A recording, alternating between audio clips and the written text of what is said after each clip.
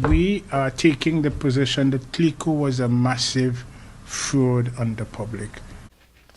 Well, let's go now to the facts, and I don't want to bore people with the details because, as you know, it was just a circus. This guy danced in circles. But just for the record, EFPA was in fact shown to be an insurance contract within the meaning of IFRS 4 in 2007 by the preeminent Canadian consulting actuary, independent, Michael Hawkins. Now, when he issued his report and his opinion, PwC, the auditors of the day, agreed. PwC in Toronto, and that was led by a fellow by the name of Neville Henderson, who today is a big shot in the superintendent of insurance financial institutions in the OSFI in Canada. So he was a very high-ranking individual, and he approved this, and so did KPMG in London, England, in headquarters for this stuff. They all agreed. And Ngai agreed. And I agreed. I was there. Yet Ngai flip-flopped, and he reclassified EFPA in 2009 as an investment. And that's all despite KPMG's own advisory by a fellow by the name of David B. Greenfield. He's the KPMG global leader of insurance. And here's what he tells us. This is the advisory they issued to their clients and to their prospective prospects, right? He said, once a contract is classified as an insurance contract, it remains an insurance contract until the ultimate settlement of all rights and obligations under the contract. Of course, David B. Greenfield, he was simply just echoing IFRS 4. That's what it says. You can't undo that once it's been determined to be insurance. EFPA had very unique characteristics that made it an insurance contract within the meaning of IFRS 4. Now, EFPA, similarly, or not similarly, was approved long-term in 1990 by the Supervisor of Insurance in accordance with the Insurance Act, and was valued as statutory long-term insurance. There was no IFRS back then. From 1980 to 2008, by actuaries, a preeminent Watson Wyatt firm in London, England. And they were succeeded by Buck Consultants in Toronto. And then by Ngai. They all valued EFPA as ordinary long-term insurance. So why did Ngai flip-flop? To make this illogically convoluted IFRS reclassification, if not to derogate EFPA rights and protections. Why would you do it? They're trying to cover up for the asset heist and keep away the party pooper liquidator. That's the two things they're trying to balance. And they got away with it. And here's how they got away with it. This is the stunt this guy pulled. In 2009, if you look at the financial statements, Note 43 disclosed that the statutory fund assets, as they were recorded, were $7.6 billion. Excuse me, but that's after they pulled out the deposits and all the rest of it. But it falsely includes the MOU. They wrote off the CL bond, so they falsely by error included that in that note. And the fact is, when you write off that bond, you end up with statutory fund assets as described there, $6.5 billion.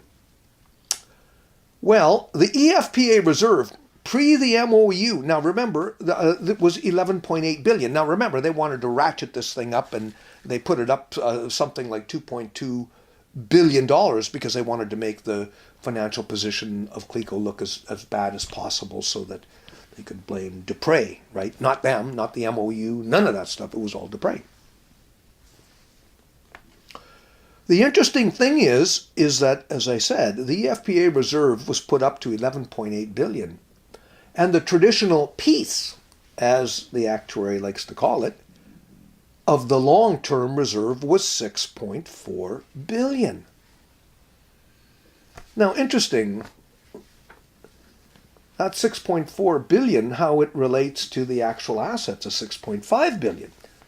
Now, here's what Ngai tells us, and this is his opinion in the statement. And he says, policy liabilities presented in the balance sheet, 18.2 billion, meets the requirements of the Act. Now, what are people supposed to think this means? Policy liabilities are at 18.2 billion. They meet the requirements of the Act. Well, we all know that the requirements of the Act is that the statutory fund assets have to match at a minimum these policy liabilities, ordinary long-term insurance. That's the presumption. That's what I thought when I read this stuff originally. I glossed over all of this stuff. I didn't have a clue, what these guys were up to. And me more than anyone else. I mean, I know what the hell, they fooled me. So it was disingenuous. So what he had was, in 2009, they disclosed an IFRS deficit of $9.5 billion.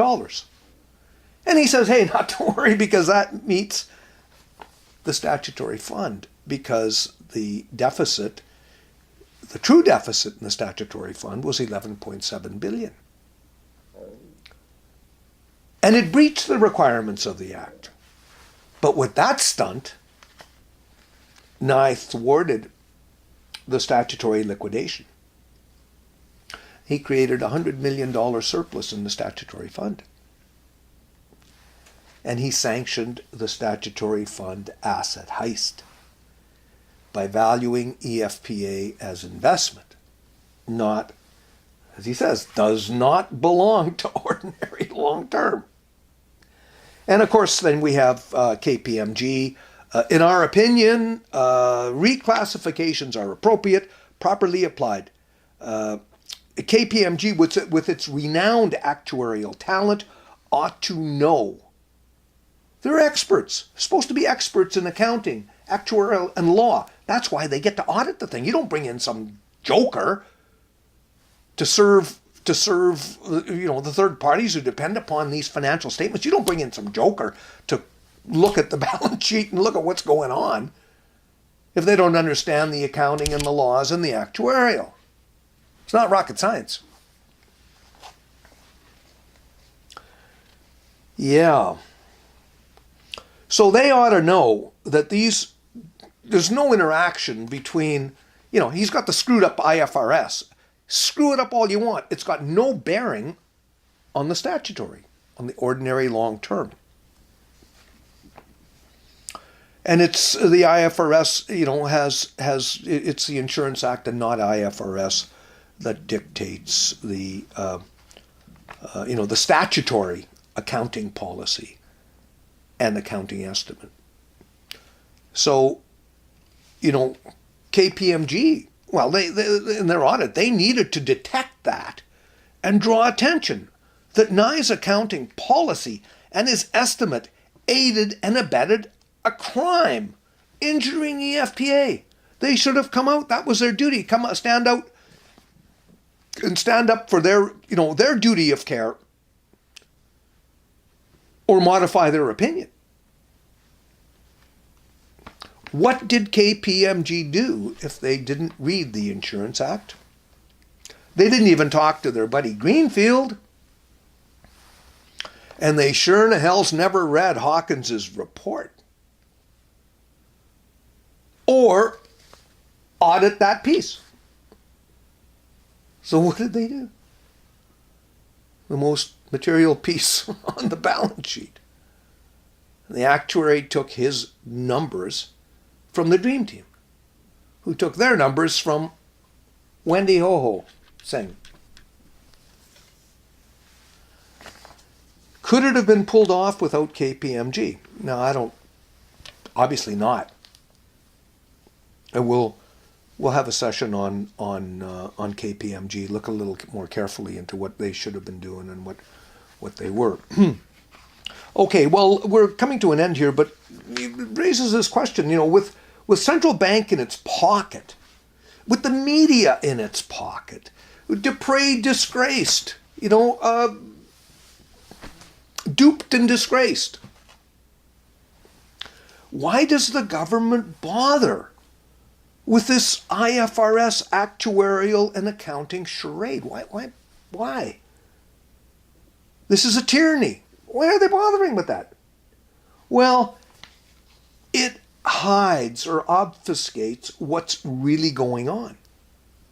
A brilliant rescue plan that undetectably robs the people of their savings by issuing these voluminous, unreadable IFRS boilerplate and dodgy audit opinions.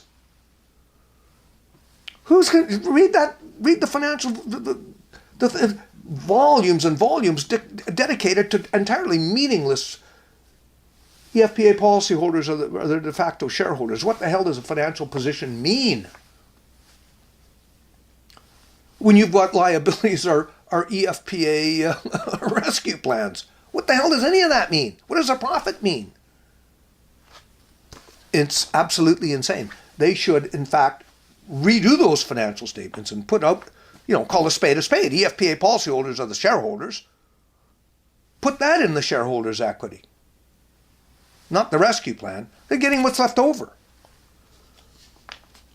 So all of this is just to deceive the third-party users of Clico's financial statements. And that's, as we said, it's policyholders, it's shareholders, it's taxpayers, it's potential policyholders, people who look on the string, put their money in, and they actually got some people to throw money into this thing.